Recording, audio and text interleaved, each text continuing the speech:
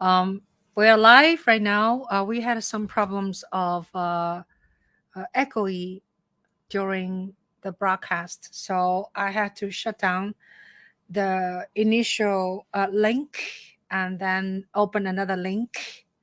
Yeah, so let's see if this is better. Hello? Hello. Hi, Verdi. Yeah, that's better right now. Okay. But sometimes as soon as I start with oh yeah, we're already on broadcast. So Yeah. sometimes when we start, it is for some reason the echo starts. But anyway, sorry about that. Yeah, how are you? I'm doing well. How are you, Ching? I'm good. I'm good. Yeah. So let's start all over. And so tell me a little bit about how did we meet? I followed your YouTube channel for I think a couple of years now. I think maybe since the presidential campaign by Andrew Yang in 2020. I would follow your channel and the major creators and the artists and whatnot for the Yang 2020 campaign, and I've tried to keep in touch ever since. And then the first time I met you in person was recently at Andrew Yang's book signing for Forward at Barnes and Noble here in New York. So. Yeah, that's wonderful. So tell Yeah. us a little bit about the book. And so did you finish reading it and how did you feel about it? I haven't quite finished reading it yet, but it definitely took me back. It was very nostalgic. I read The War on Normal People in the summer of 2019, and I that was really what sparked my motivation to get politically involved and engage with the community on civic matters. So I think that his uh, Andrew Yang's problem solving skills and the way he looked at the world was very similar to that of the way I do. So Mhm. still reading it. It's busy here in New York as a comedian. So Yeah. always trying to make time to read a little bit as well. But yeah. Yeah. Yeah. That's wonderful. So yeah, so tell me a little bit about what is your background? Where you were born and how did you, pursue the career or performance, of being a comedian? Yes, absolutely. So I was born and raised in Maryland, in Montgomery County, Maryland, Germantown, and then Clarksburg, near DC. And I also went to college in Maryland, and I also went to pharmacy school at Maryland. I graduated from pharmacy school in 2018. And I think that my career path was very typical. I'm an only child, so I kind of just listened to maybe what my parents might have wanted, and didn't have an outlet too much until later in life with creativity and even community engagement. So my comedy journey began at the same time in which I was volunteering for the Yang 2020 campaign. So in summer of 2019, as I was reading The War on Normal People and doing phone banking for Andrew Yang, I was also going to comedy open mics because I had a mutual friend that would host open mics that were very friendly to beginners. So both my Yang Gang journey and my comedy journey started at the same time in the summer of 2019, and I think they went hand in hand, like learning how to communicate, learning how to connect with others, and bring about change to the community. So that's sort of my background. That's my story. So what struck you the most? How did you become drawn by Andrew Yan and Yan movement or forward humanity forward movement? Yeah, absolutely. I think that when I started comedy in the summer of 2019, I also quit my first job. I was working in Rockville, Maryland, and I needed a break from just the daily hustle of at that time work, and the years prior was like graduate school and pharmacy studying. And I think that I needed to understand what my goals were, just from life and fulfillment, and really even just happiness. I was struggling to find balance and kind of just a way to make the day-to-day as fulfilling as possible and as meaningful as possible. So I think that as I was reading The War on Normal People, I was learning about how the humanistic side of work maybe is not as developed, or if not entirely missing in perhaps modern day, like just employment culture. And one big example was the arts, the performing arts, and comedy, music, dance. These are all valid forms of work, and it requires high level effort. But our perhaps system doesn't quite recognize it, at least not adequately. So that was kind of the spark, like the appeal to artists and due compensation, and also having UBI, universal basic income, as a means to recognizing that, or at least having the foundation to recognize that. So yeah, that's great. So so you've been following his campaign. Did you follow his mayoral race? I tried to. I think that at the time, in like spring of last year, I was adjusting. Like, I was visiting New York here and there, and like planning my move, and a little bit preoccupied with sort of my transition from there, from Maryland to New York, and also networking with other comedians. So I was much more involved with the 2020 presidential campaign. I was one of the Maryland YGROs, one of the Yangang regional organizers.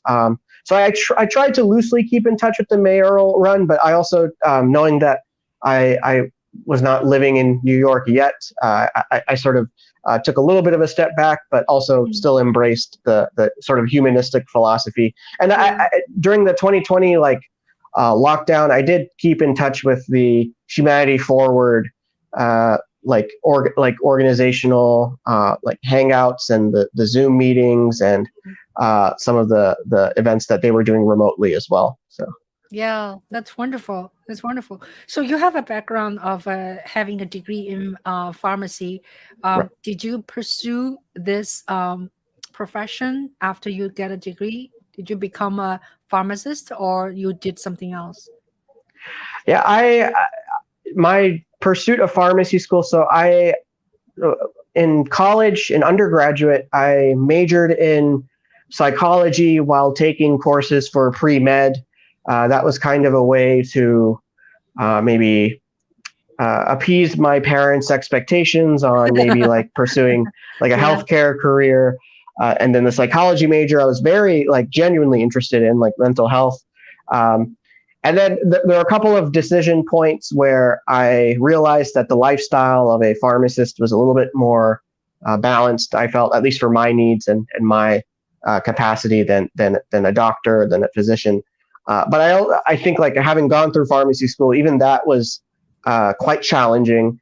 And I also think that pharmacy, it's not exactly that work is very important, but it's not necessarily a creative space. It's very regulated. We're not drawing outside the lines. It's very structured. So it kind of pressured me into realizing how much of a creative person I am. I do work I work remote jobs from home in pharmaceutical industry and clinical trials management. So I have remote work that it's not like conventional pharmacy, but it's pharma industry. So that pays the bills and allows me to perform and travel as well. So what is the funny bone came from? Where did you? I went to your show. It was very, very good. Yeah. Oh, thank you so much. Yes, this is such a fun show, and Comic Strip Live.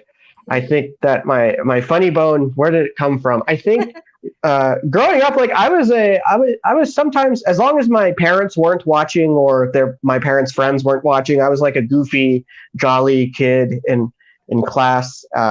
I wasn't the funniest kid, but I was a funny kid. Like, I would make the attempt at a joke growing up. Sometimes it would work, sometimes it didn't work.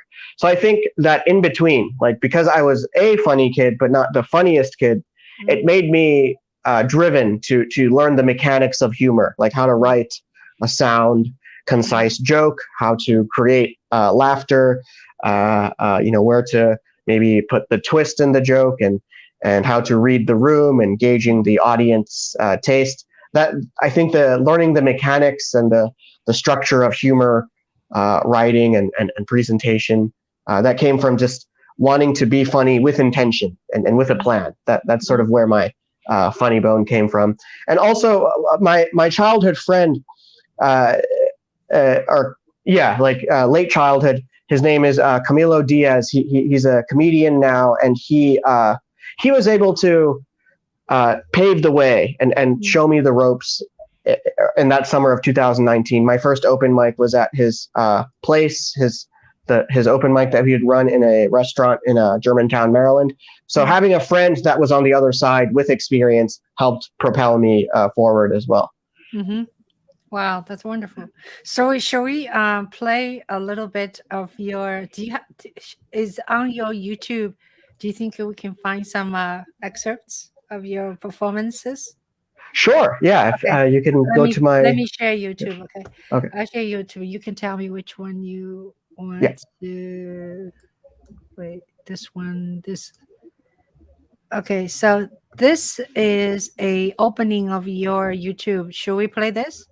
This is more of a how-to. So I think a different video, would be better. Okay, how to. Let's see. Let me go into another one. Okay, let me go. Stop this and then go in here and go in there and then let's see.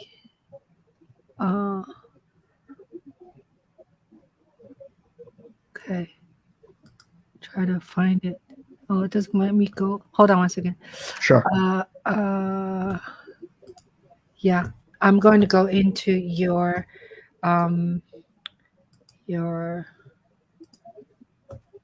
now. What is let's see, not this. What is this thing?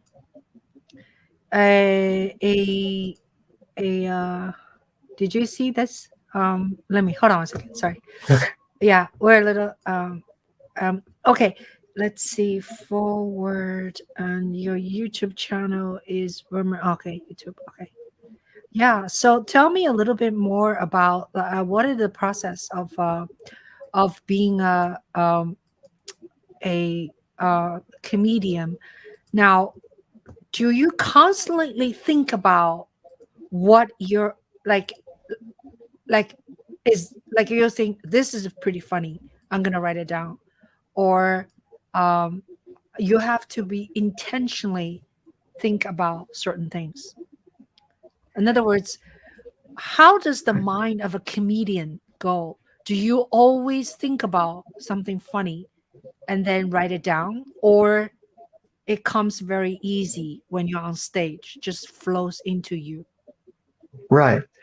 So for me, it's more of a plan, like a process that requires planning and writing in advance. I do have some level of, that's a good video. That's a good video too. Oh, okay. All right. A good choice. Okay. Yeah. I found that one. Okay.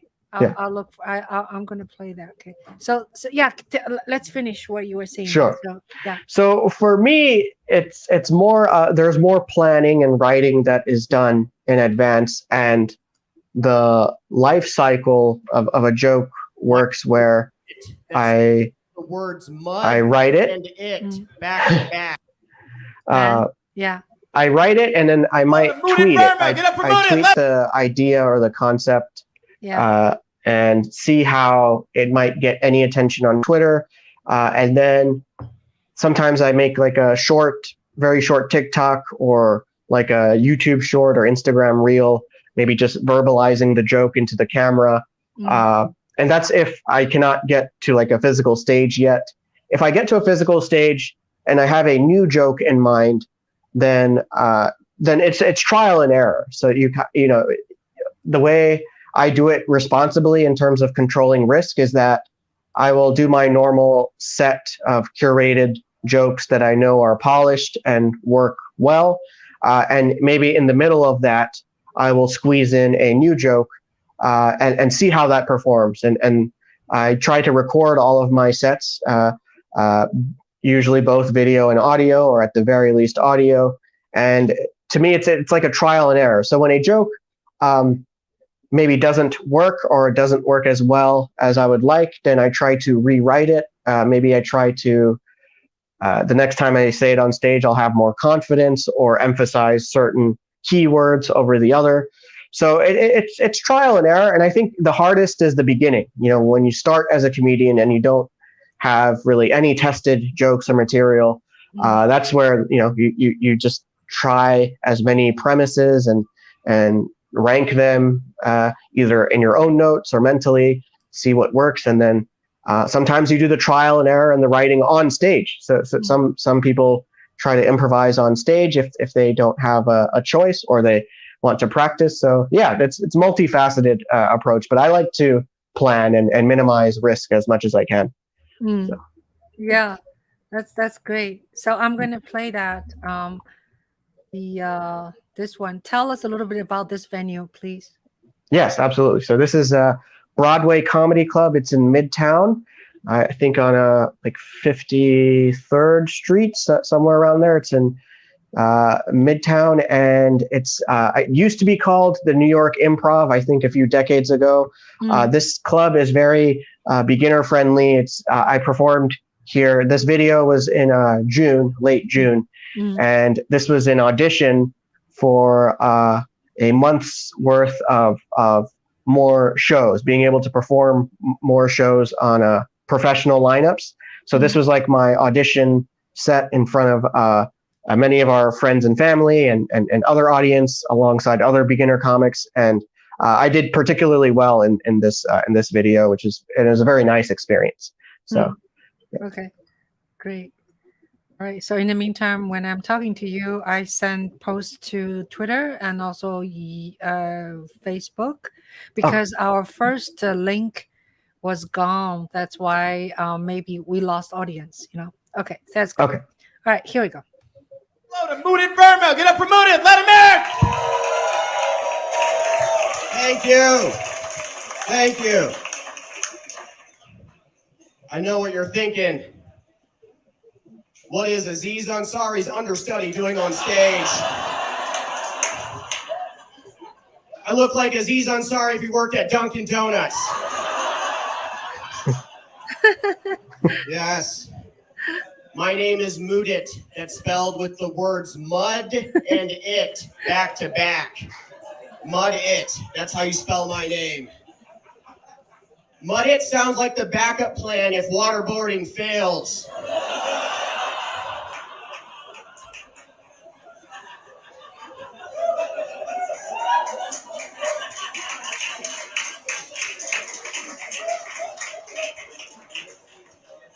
I have trouble sleeping. I bought a white noise machine. It's this cool machine that makes a sound that takes away the sirens from the city. I really like my white noise machine. When I turn it on, it starts blaring, "Where's the manager? Where's the manager? Where's the manager?"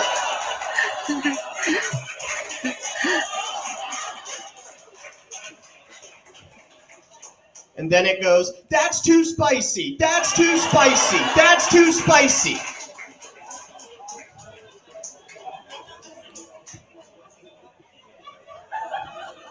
And then you hear, "Let's play devil's advocate. Let's play devil's advocate. Let's play devil's advocate." And finally, what I wake up to is, "Where are you really from? Where are you really from? Where are you really from?" Oh man, I start off raging against the white noise machine. That's how you detox from caffeine. Yeah. Now, I do have sleep issues. I talked to my doctor. My doctor said to avoid light at night, even during my bedtime routine. So I do just that. I turn off all the lights.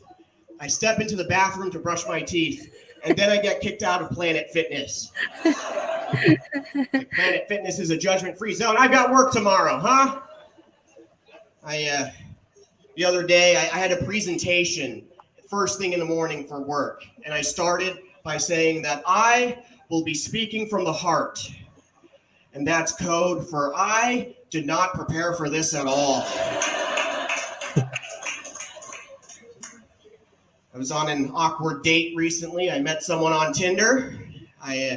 When I showed up to the restaurant, the woman that I was meeting, she blurted out to me, she said, "Hey, you're a tad shorter than I expected." But she felt bad. She messaged me on Tinder later that night. She was like, no, you're not short. You're just petite. I was like, petite? What am I supposed to do with petite? So I take my phone, I pull up the messages on Tinder, and then I ask my cousin, I'm like, "Hey man, has a woman ever called you petite before? Like, how do I respond to this?" And my cousin goes, "What is petite?"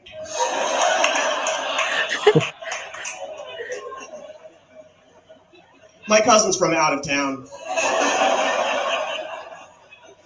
My cousin is all the way from Edison, New Jersey.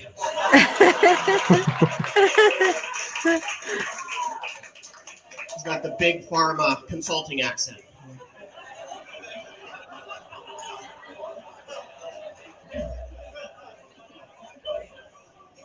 Oh, man. I was raised Hindu, and us Hindus, we believe in reincarnation. That's the never-ending. Thank you. Yeah, give it up for us Hindus. Yes. There we go. Yeah. Yes, us Hindus, we believe in reincarnation. That's the never-ending subscription model of the afterlife. Yeah. You've got to do good things in your given lifetime to get good karma, and come back into a better species that's higher on the food chain. So I'm doing all kinds of volunteer work and community service, so I get reincarnated into a trust fund baby. I'll be a philanthropic one. Like, I'll do half-day shipping. Jeff Bezos will have nothing on me. I'll try not to start any pyramid schemes, but just to check in, you ever feel so alone that you'd actually want to join a pyramid scheme? Welcome to the world of comedy, huh? I was arguing with my old roommate. He's very Christian, super conservative, and he said to me, "Hey man, isn't it kind of weird that Hindus worship cows?" And I said to him, "You know what? It works out because cows actually exist." Thank you. That's my time. My name is Mudit Verma. Oh, that was great. That's great. Thank you. Yeah. Oh gosh. So I was wondering, like the process of material, and you think about in your head, I guess, and then you write it down, right? And then, Yeah. well, how is the process to a performance? Like, do you just tell your jokes to yourself first, and then how does that go? Right. And these are very important. We all have these questions, like comedians, even like I'm 2.5 years in, and we're still testing what process, what method works for us best. Right. Mm. So I think realistically, what happens is if a thought occurs to me, or if an idea just comes to me naturally, then the goal is to write it down as fast as possible.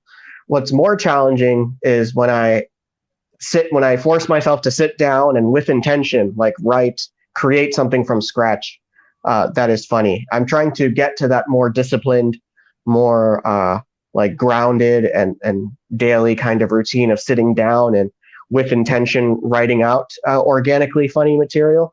But more often than not, it's something that occurs to me, and I have to write it down as quickly as possible and maybe develop it into a joke. And I think that before the pandemic, it was challenging because there was not much in between, gradient between the page, like what you write on a piece of paper, and an actual physical stage, right? So what's in between the page and the stage, that's a very big leap. But during the pandemic, Zoom and virtual comedy, it was, for a lot of time, and especially in 2020, many of us did not have a choice. We had Zoom and only Zoom to perform. But now coming out of that with more ability to perform live and in person, I and many comedians realized that Zoom and electronic virtual platforms is a good kind of in between, where you write it down on paper, and before you go to a physical stage, you can kind of test the waters virtually. And I think in principle for me, I can also like do a short TikTok video or a short YouTube upload to kind of exercise, just verbalizing, the joke and vocalizing the key words. So having like those in between mediums to prepare me for the stage, that's been my process lately. But I think comedians, there are so many different methods that they have, and so different methods work for different comedians for sure. Right. So Right. It's a very creative actually space, right? It's like I for a very short moment I was like, oh, let me be a comedian, let me. So I was like constantly thinking of these funny messages in my head, mm, and but it didn't really last very long, So, but I think it's a very good venue. It's a creative process, and actually, I think that people, maybe some people do not understand, the whole process of becoming a comedian right, and writing it down, and then test the water, right? You right, have to sort of test it to see if it works or not, if not work, right? right, Yeah, because I think the best reward is to listen to people laughing at your joke, and that is only possible in a live situation. You cannot like do a right, Zoom comedian show, right? right, Because you don't get immediate reaction from your audience. So exactly, right. so the COVID must be really hard on comedian like you, Yeah, right? I mean, all the doors absolutely. are Yeah, closed. it's Yeah. it was very challenging for the whole community, and we didn't have much choice other than to try Zoom, try making sketches and short like comedy skits on like TikTok and YouTube. So learning new skills. So it was a tough time. Yeah, yeah. So so are you very active on all forms of social media? Because I know you have TikTok, you have you're very on top of Twitter Yeah. and Instagram. So tell us what are the major difference between these format? Right. So yeah, I try to stay active in general on all the platforms as much as possible. I think that in terms of differences, so all of them seem to have. I think the big three for video content would be TikTok, Instagram, and YouTube, and these three have all their own versions of short videos that are vertical frame, usually less than a minute long, and I have a different, I think, personal relationship with each of these. That I think as a millennial, I grew up with Instagram and Facebook as well, and so my close friends from young age are on those platforms. So I'm less inclined to take like risks in terms of uploading like quality content versus a large quantity of uploads. With TikTok and YouTube, I just happened to start YouTube later in life. I feel more liberated to upload a high quantity of videos, and that's where I really test the waters. I'm still trying to understand how the algorithms work and what works best for each algorithm. That is something I am still trying to learn. There was a time, I think like last year, where the thought was if you upload daily and maybe like 3 posts daily to every platform, that would boost your chances of the algorithm like treating you well. I'm not sure if that's, and that was a theory. I think these days I'm a little bit more inclined to upload like a quality video, particularly when it comes to Instagram and Facebook, because those platforms I have more like a personal relationship with, whereas TikTok and YouTube, I just upload as much as possible to really get the ideas going and the premises and concepts flowing. And I think but these days, like the apps tend to mimic each other. They all seem to have the same fundamental features. The algorithms might be different, which is something I have to figure out. And I think the user population. So like TikTok users tend to be younger, more able to like hop on different trends and that sort of thing. And YouTube Shorts, so like they have like the vertical frame. YouTube just came out with that, so it's nice to kind of be. It's nice to. I think when TikTok came out, I felt overwhelmed because there was just no time to learn like this whole new app, and I only learned it when the lockdown started. But after like realizing how a lot of successful TikTok users were simply on board when the app started, I have that same perspective with YouTube now. So I'm more in a frame of mind to be agile and hop on the next big app and hopefully grow my following and connections that way. So. Yeah, very, very well said. Yeah, I started to do TikTok recently. It's not easy. It's not easy for me to do a 15-second or 30-second thing because my form is very long. Right. My documentary is 90 minutes. So but I do appreciate the idea of it. Right. Like short form and looping. Yeah, looping is a big time. And people's concentration level is so short these days. So you just have to, you have to find each app has its own audience and trend. So I only do violin coaching or playing on TikTok. Yeah, I don't do anything else. But on Instagram, I just like post anything. It's a mix of it's not even my name. It's a Juhl Media. So it's supposed to be like all related to Juhl Media, right? I ended up like posting like we're talking today. I post and I post things, about Andrew Yan. I post things, different things, So anyway, so it's interesting, and YouTube Shorts is a very interesting platform. I tried to use it a few times, not a whole lot. Very short, and I was shooting a stupid lunch the other day. It's called cauliflower taco, and I shot for 14 seconds. I got like 750 viewers. It's like, nice. why? Yeah. Yeah, you never know. Yeah, I don't get it. So So anyway, it's interesting, but I think I'm pretty open-minded. Yeah. I think every app has its own advantage and own sort of a feature. And on YouTube, you can actually post longer content. Right. Yeah, and they're used to watching longer videos. So, but Instagram, you have now Instagram. What do you call Reels? Right. So, do you do reels often? Yeah, I think I do. I put a little bit more effort into quality checking, like what video I want to upload to Reels.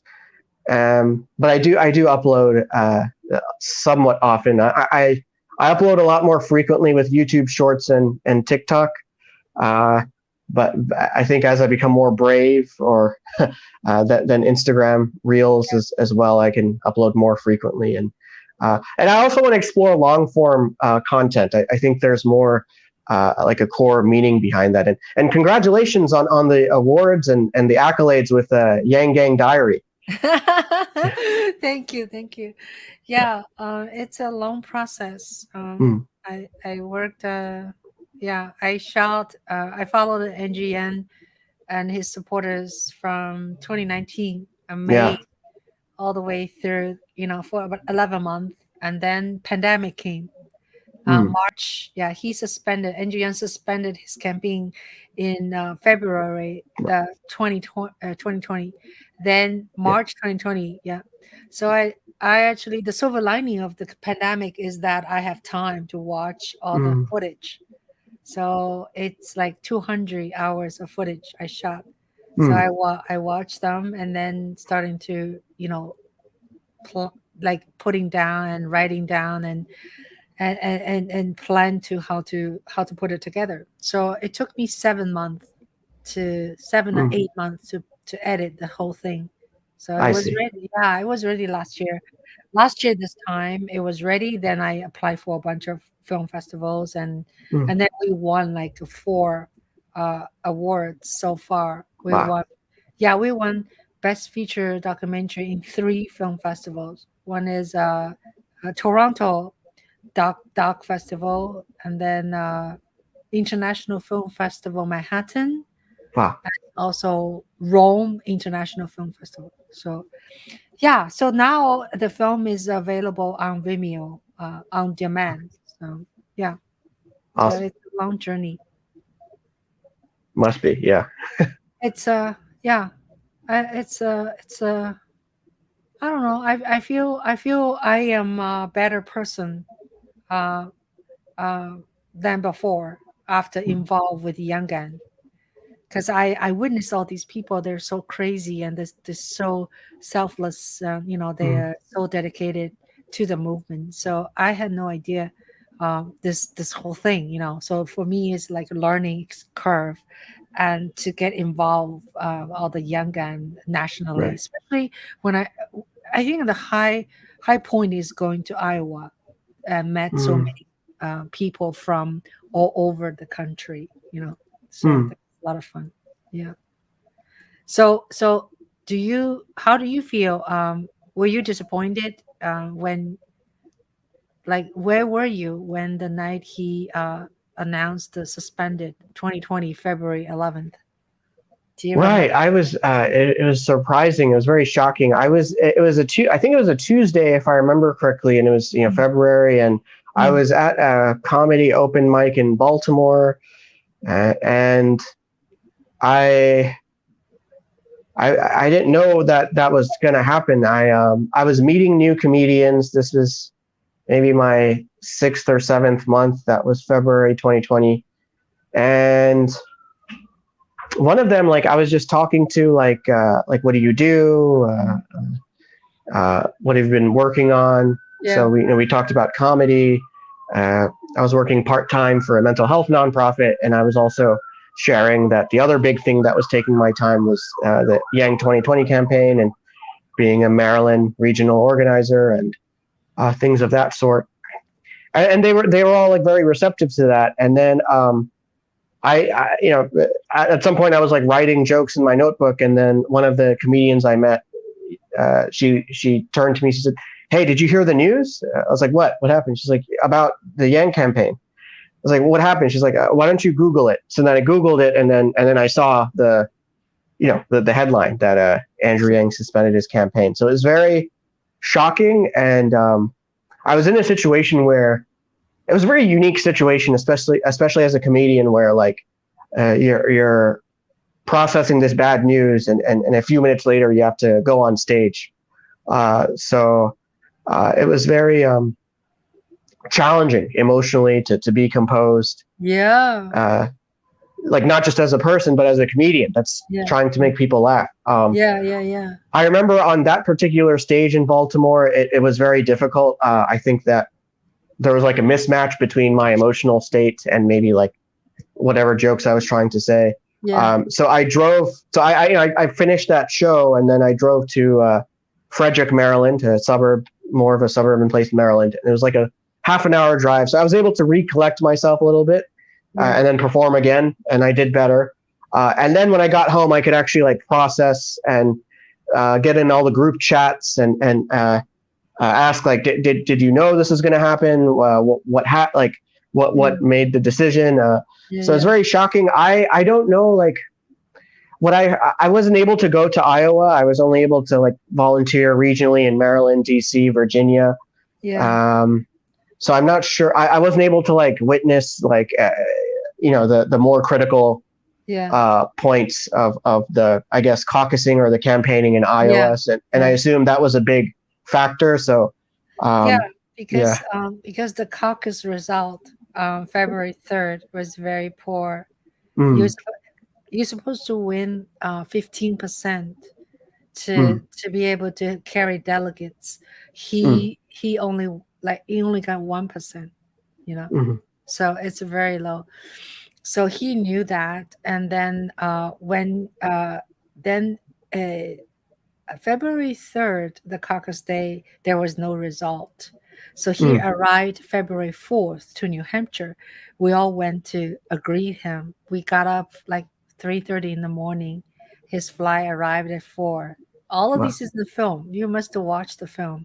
Mhm. So we went to greeted him.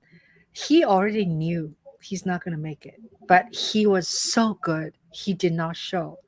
He does. So we still canvass him like crazy in New Hampshire. So the New Hampshire, it was the morning. He already see the result. He didn't get much, like a 2% or something. You have to get also a certain amount in New Hampshire, and plus Iowa was so low. Iowa later on it was only 1%. So he is not known among people in Iowa, and it is, although he set up 11 offices in Iowa, it's still not enough compared to other candidates.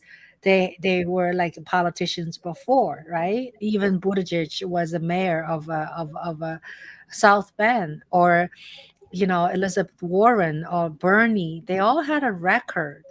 People know their names. So Andrew Yang is no name. So every time we go to canvassing, I was there, and people, you have to like convince people who he was, and some people like him, but they'll say, "I like him, but he's not my number one choice." So Right. that's just the reality. But consider he was so unknown, Right. Asian American. He can move so many youngins' heart. It is I just think it's a miracle. There's like they estimate there's like a 2 million youngin out there. It's not compared to fucking Donald Trump, still got like a 74 million people voted for him in Right. 2020, Right. 2 million is not a lot, but still from nothing, from scratch, Right. So Yeah. and you should finish reading the forward. I did finally bought a audiobook. I finished it. Okay. Yeah, because I don't find myself like in sitting down holding the book to read, It's like Right. I don't have the discipline, so I just listen to it, and it's so amazing. It's more amazing than the War on Normal People. The way I was converted to Young Gun was because I read The War on Normal People. Yeah. Right. Yeah. So that's pretty much sold me. Yeah. Excellent. Yeah. Yeah. So I hope I don't know about Forward Party. Have you get any chance to know about Forward Party? Like how far or what is the, because he started Forward Party the day the day we met, right? Right. October 5th. Yeah. Right. Right. I think that, I mean, I appreciate all of the initiatives and the organizations. I think that it's hard because I learned that the two-party system is such a powerful force in the outcomes of our politics, and that's reflected in like all of the office positions. So I'm still maybe not 100% sure like where I stand on like the Forward Party. I think I would imagine like the principles of what inspired me for the 2020 campaign, most of those are the same. I remember seeing on Twitter like ranked choice voting was a huge like specific component of the Forward Party. So it seems more policy driven, like Andrew Yang himself, more of a policy driven platform than like individual people. So that was reassuring. I think I resonated more with maybe his after the 2020 campaign concluded. I resonated with his making of the Humanity Forward like nonprofit organization.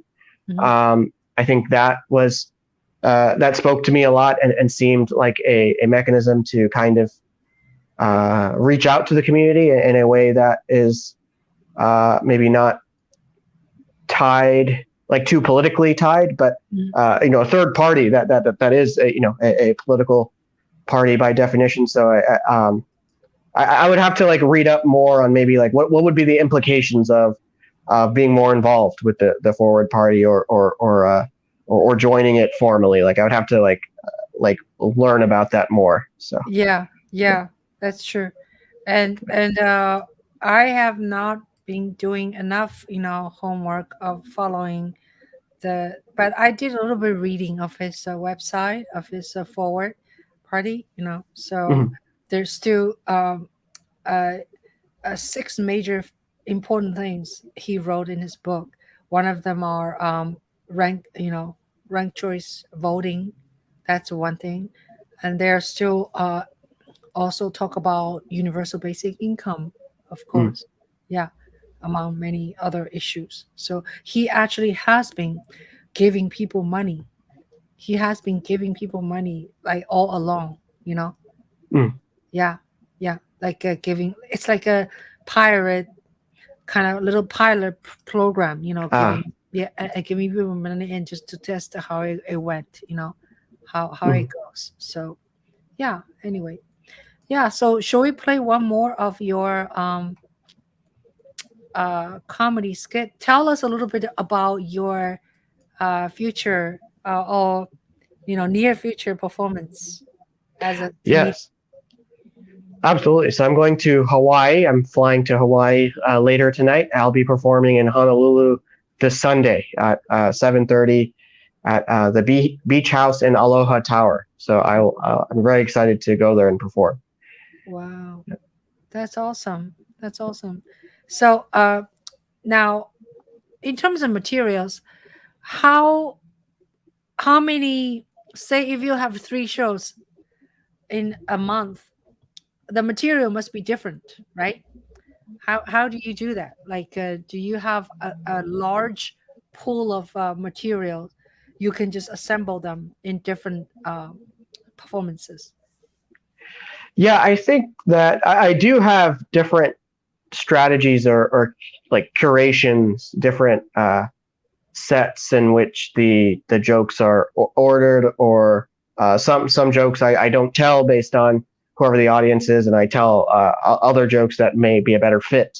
Mm. So there's always that level of like curating the set list as best as possible for the audience that you're performing in front of. Sometimes you can't always anticipate what your audience will like look like, or like what the environment, the overall, like the audience as a whole would look like. Especially in New York, it's so diverse. So what ends up happening is that you start to realize which jokes work everywhere, almost regardless of who's in front of you. So Yeah. I think that and that actually poses sometimes a challenge, because if I had a friend that like came to many of my shows, especially in a short timeline, like within the same month or less, then they would probably hear a lot of the same jokes Mhm. in that short timeline, because the I'm sort of analyzing like which jokes seem to work everywhere no matter what. And so that that sort of I have to sort of keep myself in check for doing a little bit of trial and error and developing new material. But I tend to, most comedians like myself, like we put those 1 or 2 new jokes in a existing set of already polished material. So it's like a little bit more of a calculated risk, as opposed to risking the entire set length with brand new material. So it's more controlled, I think, in that way. Yeah, I understand. So I'm on your YouTube channel right now. Mhm. Which one should we show? Do you see it? Sure. So let's try. A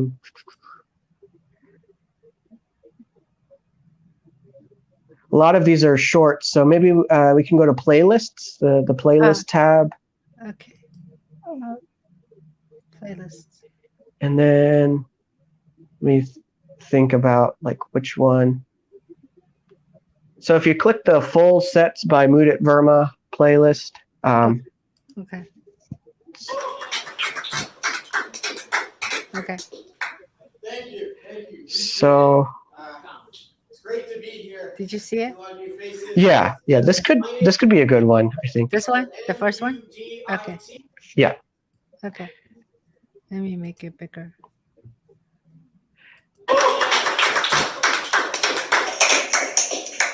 Thank you. Thank you. Appreciate it. It's great to be here. See a lot of new faces. My name is Mudit. That's spelled M-U-D-I-T. And despite it being in my name, I do not work in IT. I do not work in IT. I'm actually a pharmacist. I'm a pharmacist, which means because I'm Indian, I'm a half-assed version of my parents' expectations. My parents wanted a so-called real doctor, a doctor that writes prescriptions, not just takes them at the CVS drive-thru and jam them with a quick Johnson & Johnson, the vaccine, just to clarify.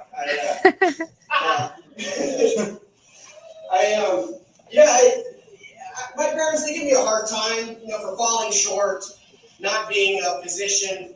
But I told my folks that I do have an MD. I technically have an MD, and it's in my first name. It's just you that got in between it. That will show them, huh? Let's just say they should be thankful we missed Thanksgiving in 2020. I would have made puns all over the room. That's how you roast. I was raised Hindu, and us Hindus, we believe in reincarnation, which is based on karma. And the way to get good karma is you do good things in a given lifetime to get reincarnated into a species that's higher on the food chain. So I'm doing all kinds of volunteer work, cleanup, community service, so I get reincarnated into a trust fund baby. I promise I'll be one of those philanthropic ones. When I make it to that next life, I'll do half-day shipping. Bezos will have nothing on me, and my mom will arrange me to Belinda Gates. She's single. I get a lot of arguments on social media. I argue a lot about politics. I argue about pop culture. I even argue about memes. And my Facebook friends are like, really, Mudit? Is this random meme the hill that you want to die on? I'm like, well, I'm Hindu, and Hindus believe in reincarnation, so it gives me unlimited hills to die on. I just argue all day. I was arguing with an old college roommate, and she's really conservative, super religious.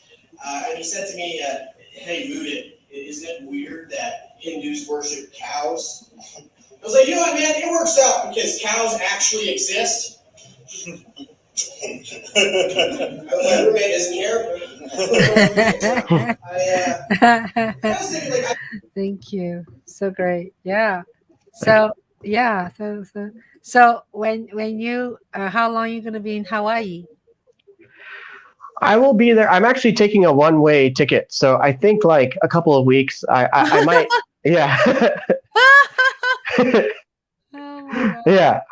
I mean, I'll be working remote, so I think like a couple of weeks, because I kind of want to just explore Hawaii a little bit, and then decide kind of like if I want to travel a little bit more, like to SoCal, like LA, San Diego, and Vegas before coming back to New York, and maybe explore their comedy scenes. But I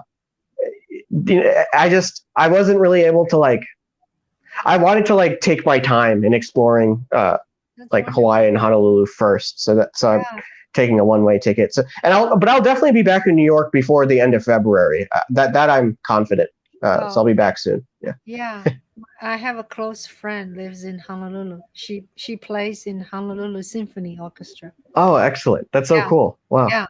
So how is the COVID there? Do you have to be quarantined, or are you okay?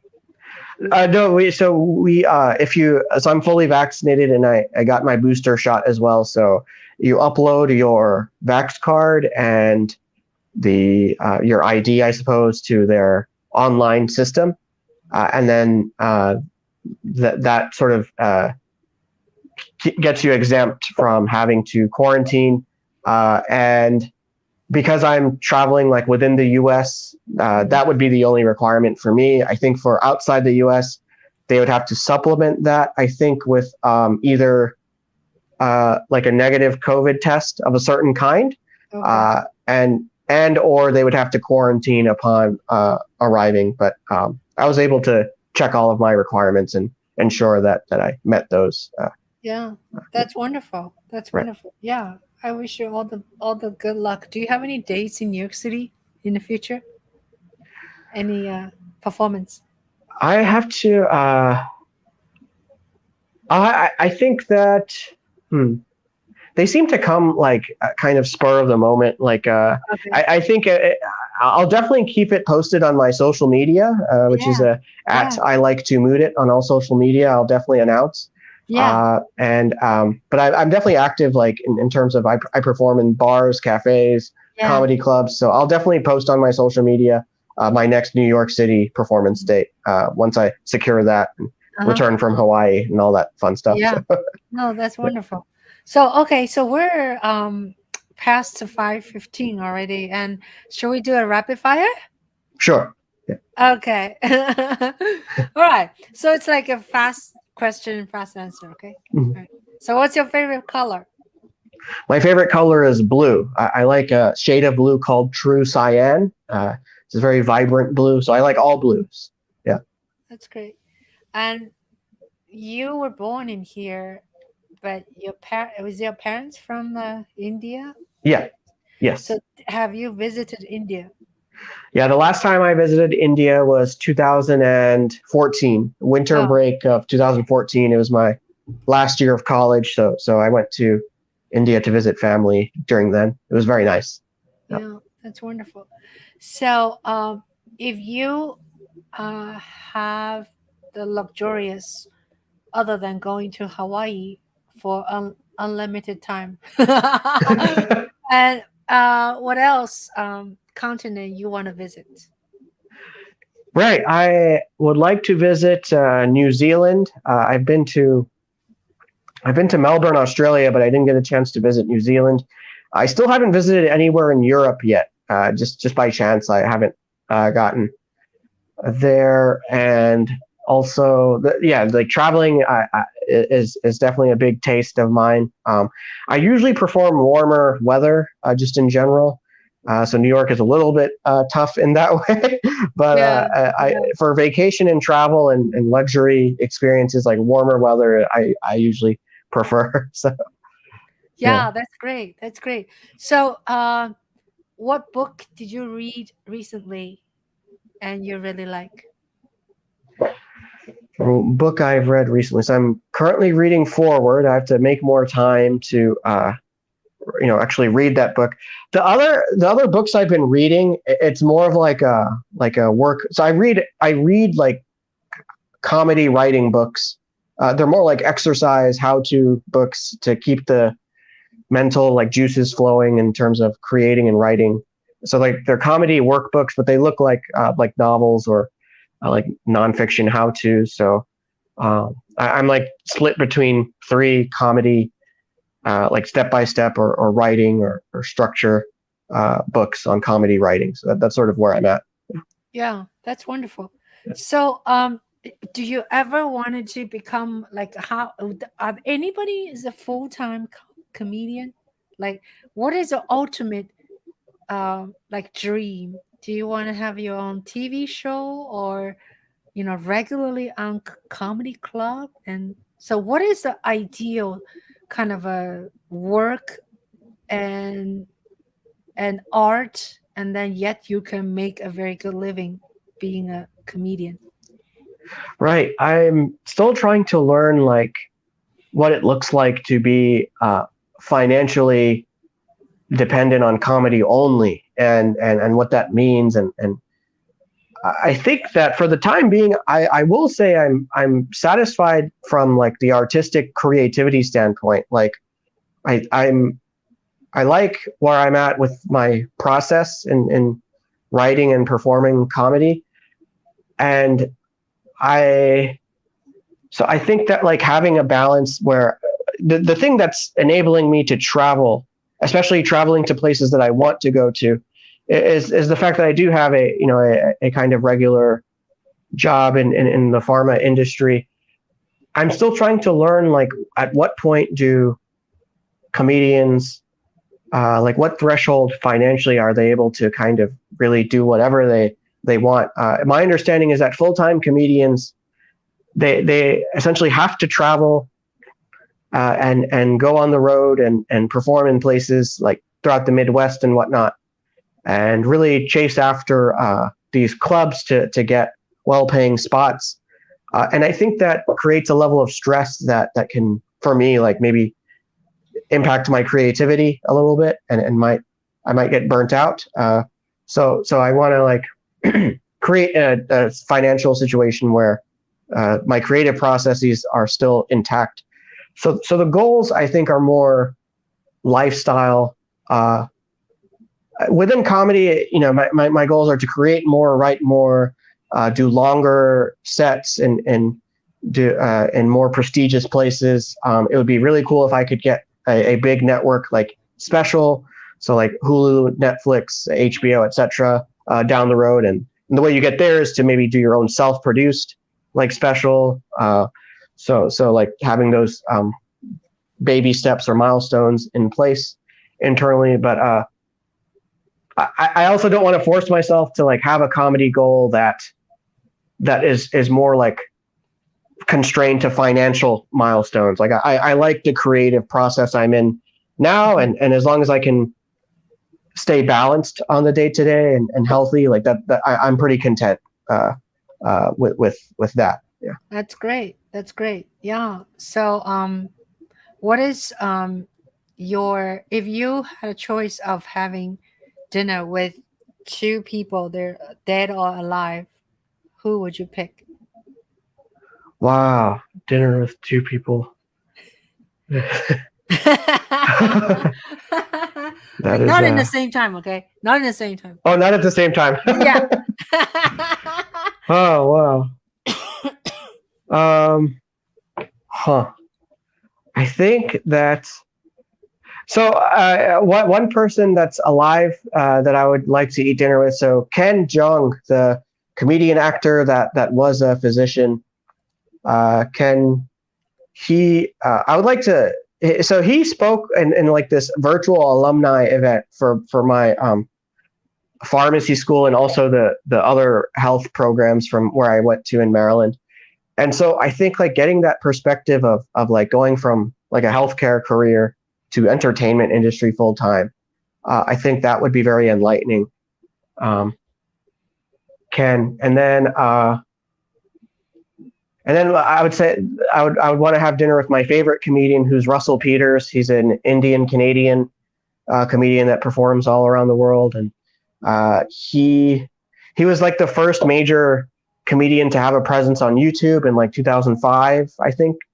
And I discovered YouTube as a website through him. So like I would Google search Russell Peters comedy videos, and then YouTube would pop up in the Google like search engine. So that platform like I discovered through a comedian. So talking to Russell Peters about maybe like his world experiences and traveling and performing in front of very different cultures from like the American sort of like Western world versus Eastern culture. So that would be very enlightening as well, I think.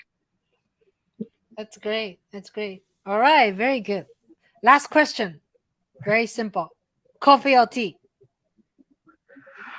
Tea. I like tea. Yeah. Do you drink Indian tea? I drink chai very often. I like tea. I like any kind of tea. Coffee, it's the caffeine like feels too extreme. Like it's either too much or too little, or there's too much like